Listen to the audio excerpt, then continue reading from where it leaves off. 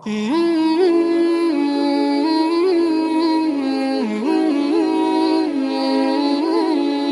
نہیں گیا بلکہ اس کی قسمت ہو گئی ہے۔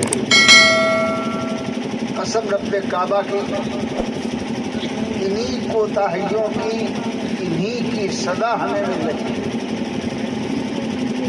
سو جاؤ، اپنے نبی کی محفل میں مت آؤ، لیکن یاد رکھو اور خوب یاد رکھو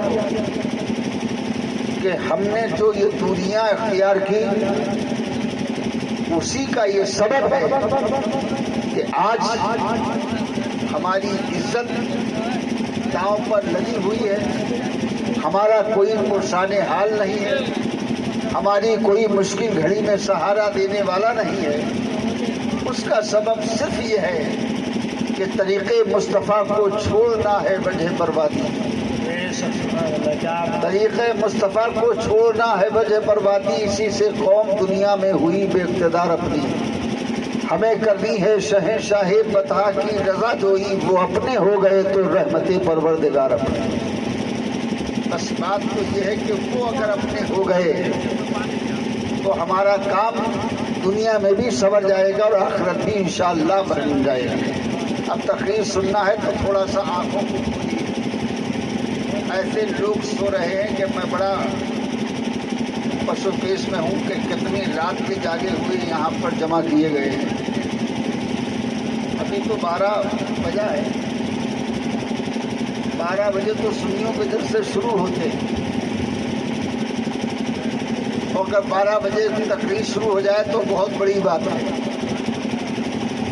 کیونکہ ہماری تقریر جب شروع ہوتی ہے جب سو جاتا ہے مسلمان تو بلایا جاتا ہے عالم کو کہ اب آپ بولیے، ورنہ میں تو اس چیز کا قائل ہوں کہ میلاد پاک کی محفلیں عشاء کی نماز کے بعد شروع ہوں اور 12 بجے تک وہ محفل مکمل ہو تو بہت اچھا ایک ماحول بھی رہے اور سننے والوں کو زیادہ وقت بھی نہ دینا پڑے، مگر حالات ایسے بنتے نہیں ہیں اور ایسا ہو نہیں پاتا ہے۔ مجھے اصغر بھائی نے بتایا کہ کوئی اور ہے ہی نہیں، قیام گاہ پہ میں تھا تو بتایا کہ کوئی شروع کرنے والا بھی نہیں ہے۔ آج جب میں یہاں آیا تو اللہ کا فضل ہے، سبحان اللہ۔ اصغر بھائی کان میں بولے کہ 2 ابھی باقی ہیں، ہم نے کہا وہ 2 باقی ہیں، میرے بعد ان کو چلا لیجیے گا۔ میں بہت لمبا سفر کر کے مجھے صبح کو درسگاہ میں بیٹھ کے پڑھانا بھی ہوتا ہے، اور مجھے جلسوں میں اب بہت کم میں جاتا ہوں۔ اس کی وجہ یہ ہے کہ ہمارے سنیوں کے جلسوں کے حالات بدل گئے اور ماحول اب جلسوں کے لائق رہا ہی نہیں، اس لیے میں چاہتا ہوں کہ درس و تدریس کا کام زیادہ کروں، کچھ بچے پڑھا دوں تاکہ وہ میرے جانے کے بعد بھی دین کا کام کریں۔ آپ لوگوں کے بیچ میں حاضر آیا،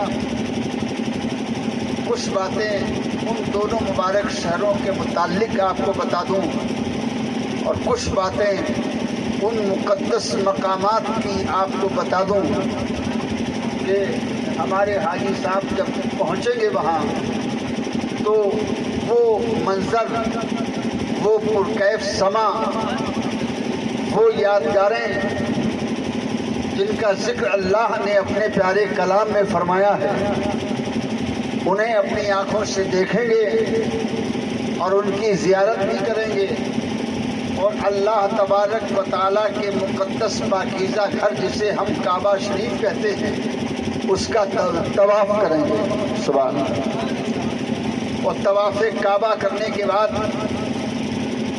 بہت سی ایسی مقدس جگہ ہیں جہاں پہنچ کر انہیں زیارت بھی نصیب ہوگی، اور بہت سی وہ نشانیاں کہ جو حج کے ارکان میں داخل ہیں وہ ارکان حج بھی ادا کریں گے، صفا و مروہ کی سعی بھی کریں گے، شیطان کو کنکریاں بھی ماریں گے، اور اس میدان میں بھی جمع ہوں گے جسے عرفات کا میدان کہا جاتا ہے۔ کعبہ شریف کا طواف بھی کریں گے اور اس مقدس شہر میں 8 دن ان کو گزارنا ہے جس کو شہر مدینہ کہا جاتا ہے. مدینے کے نام سے خوش ہو جاؤ.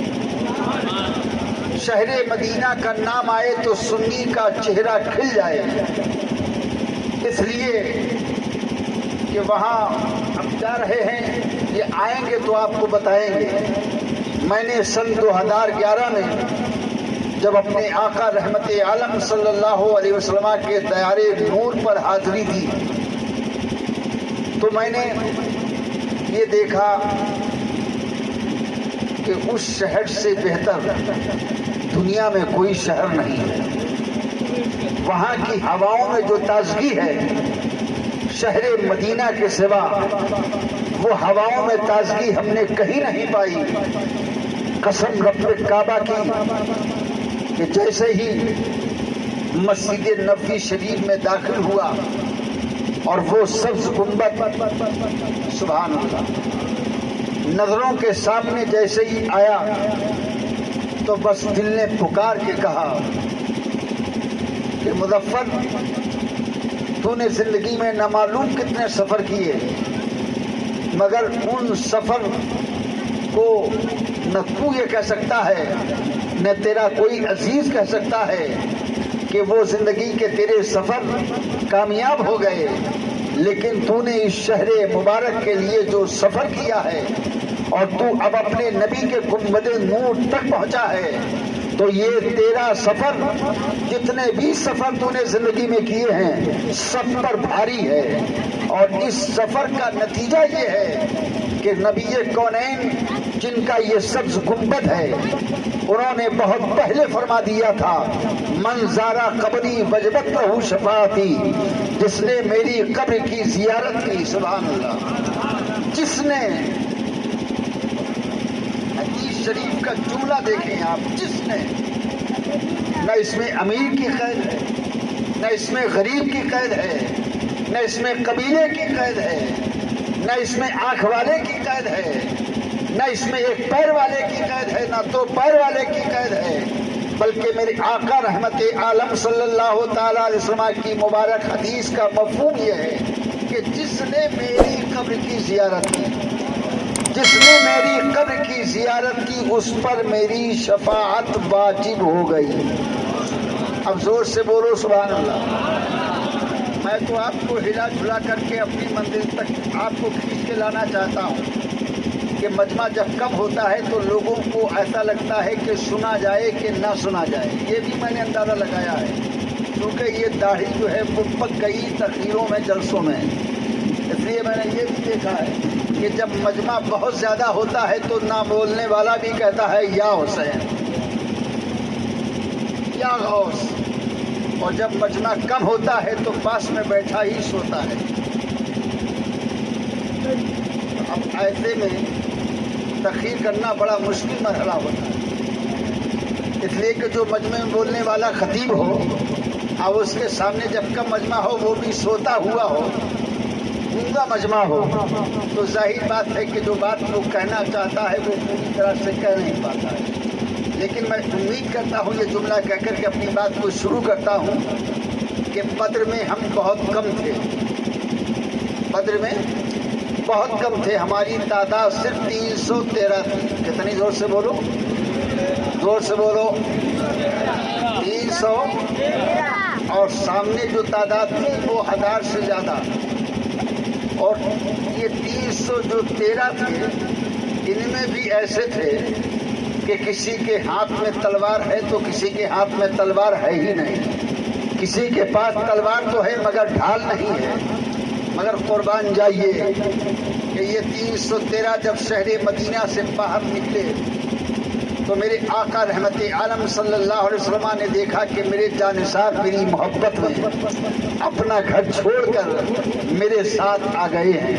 اب ان کے ہاتھ خالی ہیں اور میدان جنگ میں جانے کے بعد خالی ہاتھ سے یہ کیا کسی کا مقابلہ کریں گے. تو میرے رسول نے کھجور کے درخت کی طرف دیکھا اور دیکھ کر میرے آقا نے فرمایا کہ یہ کس دن کام آئیں گے، جاؤ ان کی شاخوں کو کاٹ کے لاؤ. صحابہ نے سنا، پڑھے درختوں کی شاخوں کو کاٹا، انہیں چھیلا اور آقا کے مقدس ہاتھ میں دیا۔ میرے نبی نے اس لکڑی کو، سبحان اللہ، لکڑی کو ہاتھ میں لیا اور لے کر کے ایک صحابی کو آواز دی جن کے ہاتھ میں تلوار نہیں تھی، ہاتھ تو تھے مگر ہاتھ میں تلوار نہیں تھی۔ میرے آقا نے، میرے مصطفیٰ نے، میرے پیغمبر نے، میرے آقا نے، ایمان کس کو کہتے ہیں ملاحظہ کیجیے، آقا نے لکڑی کو دیا اور آقا نے فرمایا لو یہ تمہاری تلوار ہے۔ زور سے بولو، لو یہ تمہاری۔ اس صدی کا مسلمان ہوتا تو فوراً کہتا آقا یہ تو لکڑی ہے اور آپ فرما رہے ہیں کہ لو یہ تمہاری تلوار ہے۔ آقا کیا لکڑی بھی تلوار ہوتی ہے؟ مگر میرے آقا کے پیارے صحابہ، کیا ان کا عشق تھا، کیا ان کی عقیدت تھی؟ آقا نے فرمایا لو یہ تمہاری تلوار ہے تو کسی نے اعتراض نہیں کیا، کسی نے بحث نہیں کی۔ پیغمبر اسلام آپ لکڑی دے رہے ہو اور فرما رہے ہو لو یہ تمہاری تلوار ہے، مگر ان کا ایمان یہ تھا، ان کا عقیدہ یہ تھا کہ میرا پیغمبر اگر لکڑی کو تلوار کہہ دے تو وہ تلوار ہے۔ ذرا محبت سے بولو، میرا رسول اگر کنکر کو سونا کہہ دے تو وہ سونا ہے۔ میرا رسول اگر زمین کو آسمان کہہ دے تو زمین آسمان ہو جائے، اگر وہ آسمان کو زمین کہہ دے تو آسمان زمین ہو جائے۔ زور سے بولو سبحان اللہ۔ تو 313 تھے، ہاتھ میں لکڑی ہے، سبحان اللہ۔ اب میں اسی تاریخ پر چل جاؤں گا تو میں جو بولنا چاہتا ہوں وہ سارا موضوع ہی چھوٹ جائے گا، بس بات کو ختم کر کے آگے بڑھ جاتا ہوں۔ ذرا محبت سے بولے سبحان اللہ، اور تھوڑی زندگی کو بڑھائیں اور آواز کو بڑھا دیں، بولیں زور سے سبحان اللہ۔ میرے سرکار نے ان کو دے دی لکڑی اور کہا جاؤ۔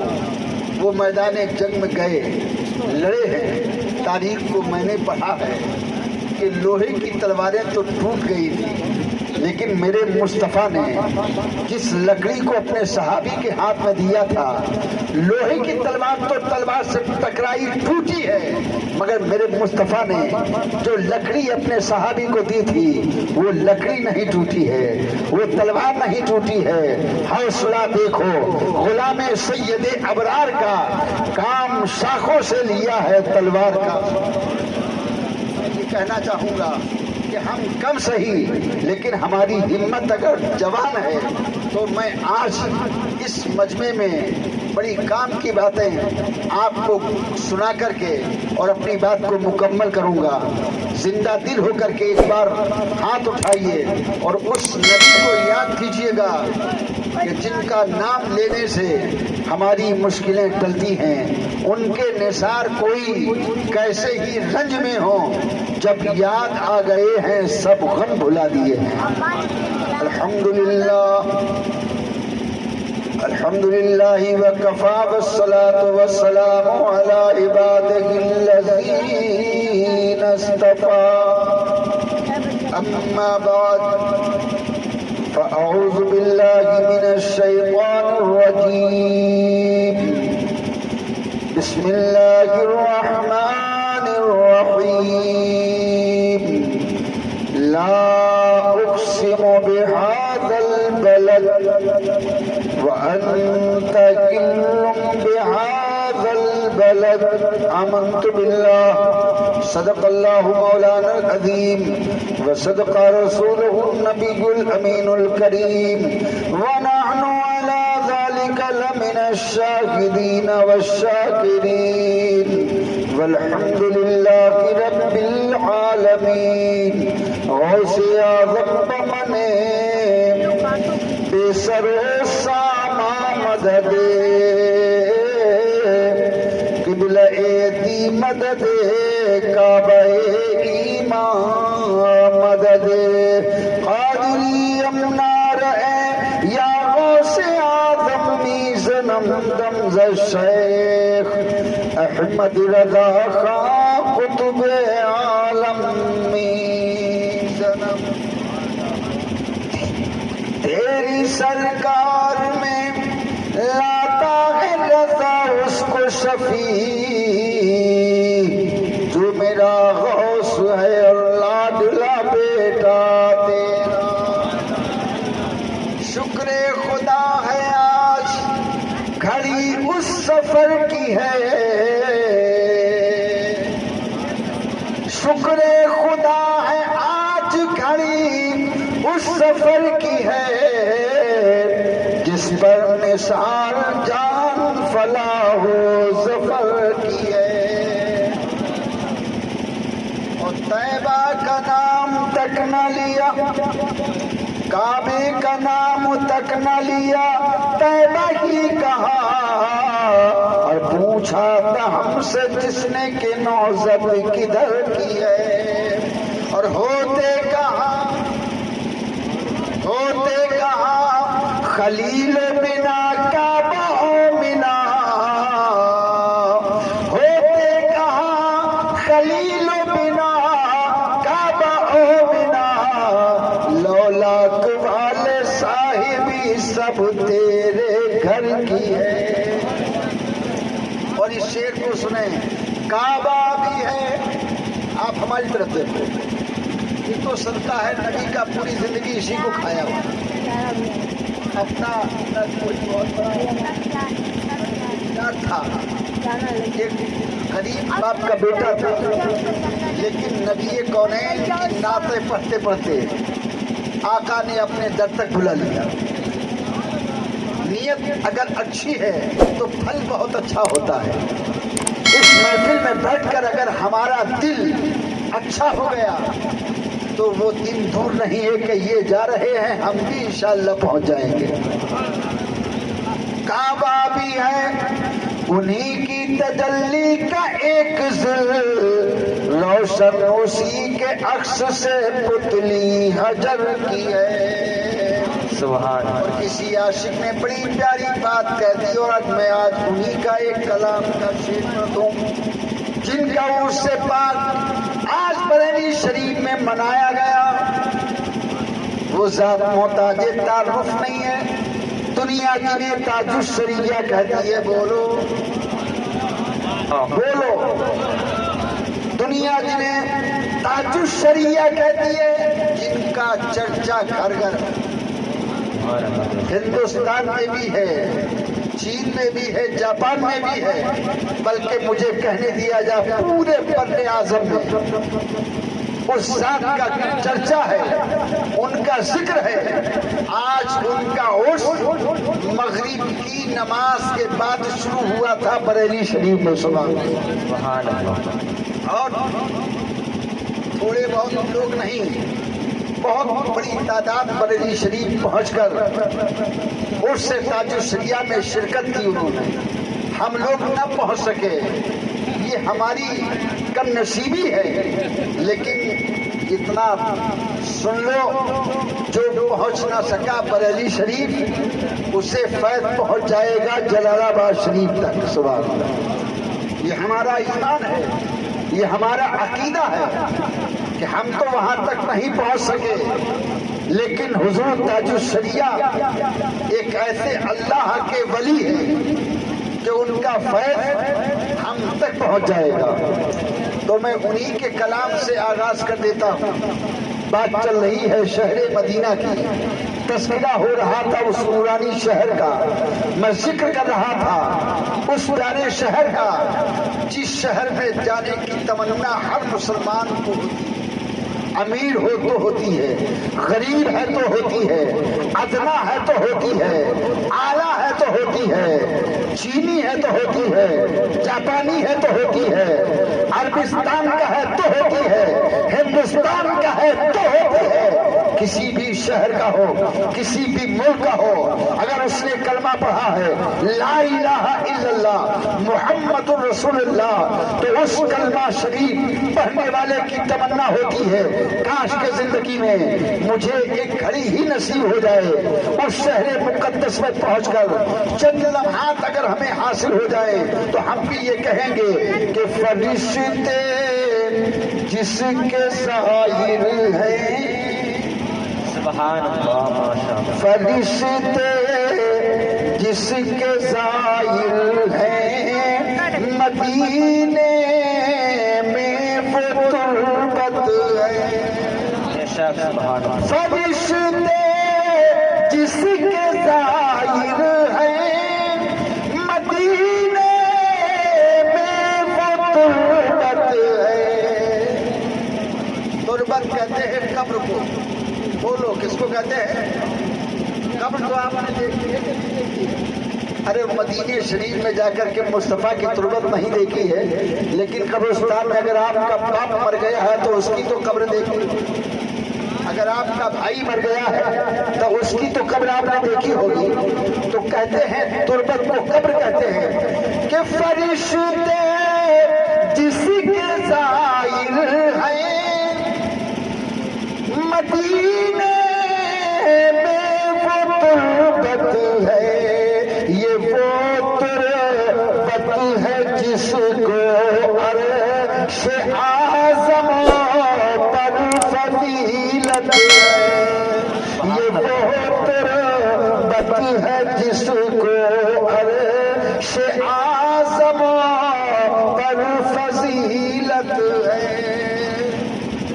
بس اتنا کام آپ کر دیا کرو سبحان اللہ باقی تو میں کر رہا ہوں آپ کا صرف اتنا سا کام ہے کہ آپ کہہ دیا کرو سبحان اللہ فرشتے جس کے زائر ہیں مدینے میں وہ تربت ہے یہ وہ تربت ہے جس کو عرش اعظم پر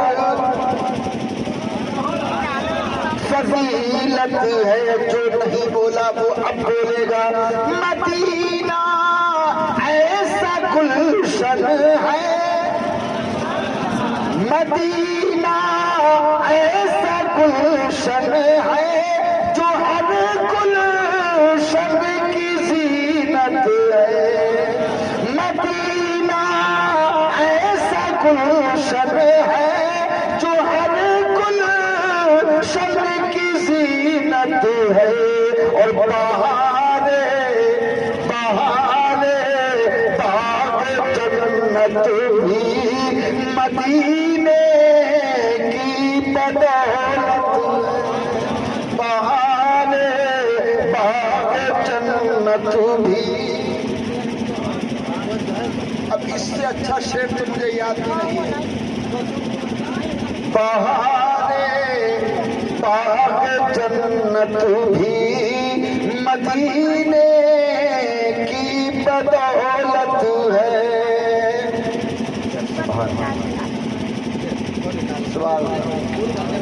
یہاں بھی ان کی چلتی ہے یہاں بھی ان کی چلتی ہے وہاں بھی ان کی یہاں بھی ان کی چلتی ہے وہاں بھی ان کی چلتی ہے اور مدینہ مدینہ راجدھانی ہے مدینہ راجدھانی ہے تو عالم پر حکومت ہے مدینہ راجدھانی ہے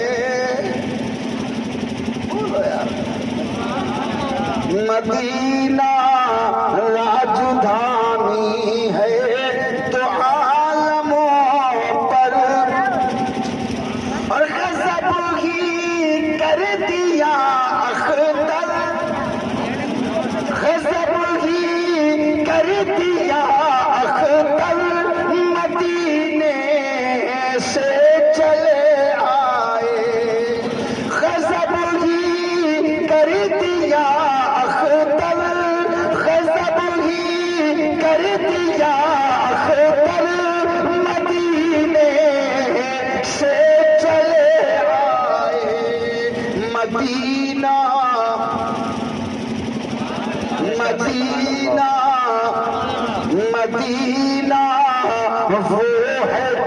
کی عرش والوں کو بھی اصلت ہے، مدینہ وہ ہے جس کی عرش والوں.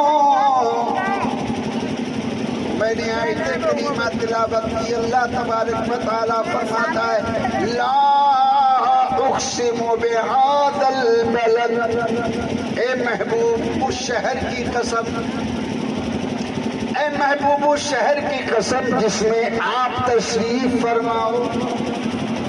اللہ تبارک و تعالیٰ نے اپنے پیارے کلام میں اس شہر کی قسم کو یاد فرمایا.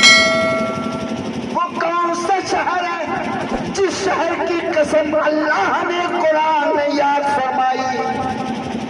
تو جب آپ سن لو اور اسے یاد رکھنا، اس شہر کی قسم، اس شہر کی قسم جس شہر میں آپ تشریف فرما ہو.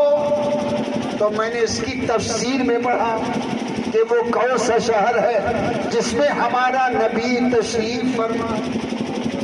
تو پہلی چیز تو یہ ہے کہ ہمارا نبی جس شہر میں تشریف لایا، میرے آقا کی جس شہر میں پیدائش ہوئی، میرے مصطفیٰ کی، بلکہ یوں کہیے غریبوں کے حامی کی، یتیموں کے والی کی، بے سہاروں کے سہارا کی، بے چاروں کے چارہ گر کی جس شہر میں ولادت ہوئی، وہ شہر مکہ المکرمہ شریف ہے.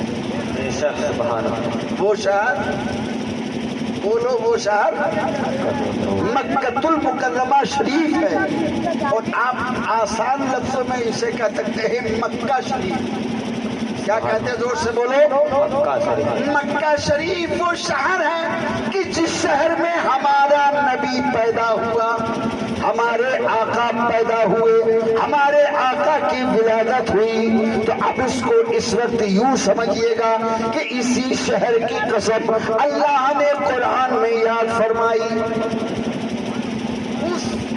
اس شہر کی قسم جس شہر میں آپ تشریف فرما ہو. اب آپ دیکھیں کہ جس شہر کی قسم اللہ نے قرآن میں یاد فرمائی، اسی شہر میں حاجی محمد ابراہیم صاحب پہنچیں گے. سبحان اللہ. زور سے بولو. سبحان اللہ. پہنچیں گے کہ نہیں پہنچیں گے؟ انشاءاللہ پہنچیں گے. انشاءاللہ. سبحان اللہ. اور جب اس شہر میں پہنچیں گے تو وہاں پہنچ کے کیا کریں گے؟ ہم نے تو دیکھا ہے اپنے انڈیا کے بہت سے حاجیوں کو کہ یہ جاتے تو ہیں لیکن وہاں جا کر کے بڑا گڑبڑ کرتے ہیں. کتنوں کو میں نے سمجھایا کہ قسمت اپنی دیکھو، رب کا کرم دیکھو، اور پھر سوچو کہ میں اس لائق تھا. یہ تو کرم ہے رب کا اور اس کے محبوب کا صدقہ ہے کہ اس شہر میں تمہیں آنا نصیب ہوا. تو وہ مارکیٹ میں گھومتے پھرتے ہیں، کہتے ہیں کہ فلاں کے لیے یہ خرید لوں، فلاں کے لیے یہ خرید لوں، فلاں کے لیے یہ خرید لوں.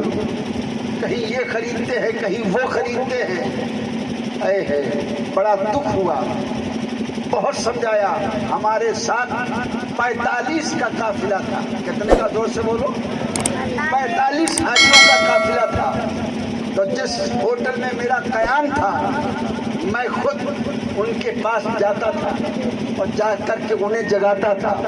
اور جب وہ سب جاگتے تھے تو میں بیٹھتا تھا اور بیٹھنے کے بعد میں تقریر کرتا تھا اور ان کو تقریر میں یہ بتاتا تھا کہ اس شہر میں تم سونے کے لیے نہیں آئے ہو، اس شہر میں تم کپڑا خریدنے کے لیے نہیں آئے ہو، اس شہر میں تم سونا خریدنے کے لیے نہیں آئے ہو، اس شہر میں تم گھڑی خریدنے کے لیے نہیں آئے ہو، اس شہر میں تم کرنے کے لیے کیا آئے ہو؟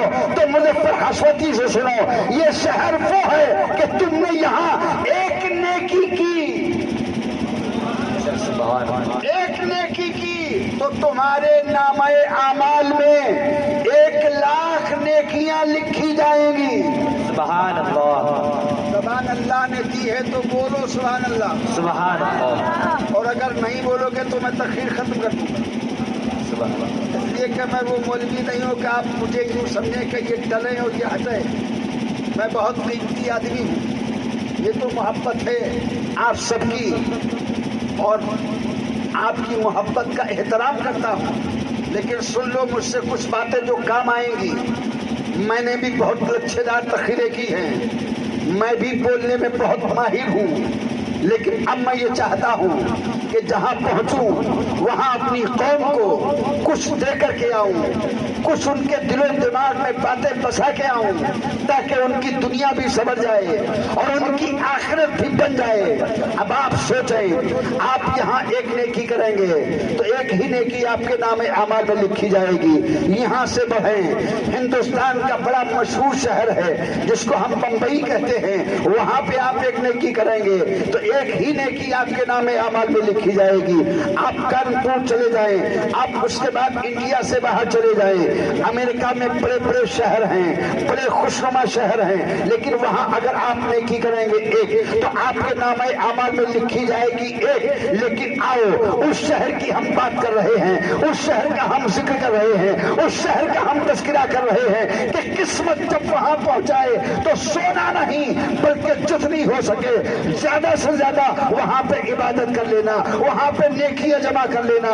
अगर तुमने वहाँ पर एक नमाज पढ़ी है तो तुम्हारे नामे आमाल में 1,00,000 नमाजों का सवाब लिखा जाएगा। बेशक सुभान अल्लाह, जोर से बोलो सुभान अल्लाह। सुभान अल्लाह। बेहतरीन नमाजों का सवाब है।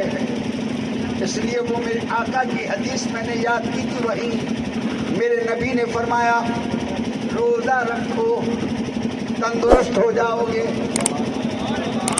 रोजा रखो तंदुरुस्त हो जाओगे। कुछ लोग मालूम है क्या कहते